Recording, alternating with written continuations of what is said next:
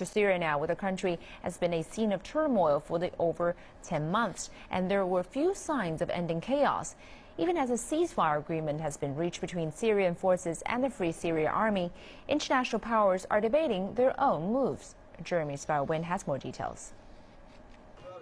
A senior opposition leader in contact with local residents said Syrian forces have pulled back from a rebel-held town near Lebanon after an agreement with insurgents to end fighting. Dozens of tanks and armored vehicles that had been surrounding Zabadani, 30 kilometers northwest of Damascus, pulled back on Wednesday night to military garrisons. The move comes at a time of growing international interest. During January 21st and 22nd, the Arab League will meet to assess a report submitted by their observers. And some analysts believe this report will mark a critical point of decision. For some Western countries, a harsh report would help them justify further action.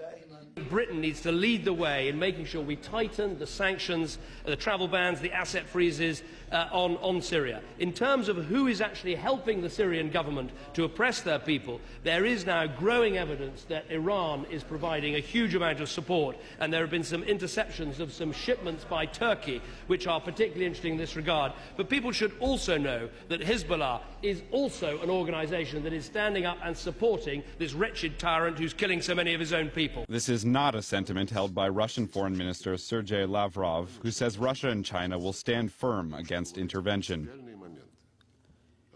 We will insist, and we have an understanding with our Chinese colleagues, that this is our common position, that these fundamental points be held on to in any decision that may be taken by the UN Security Council. The red line for us is quite clear. We will not support any sanctions.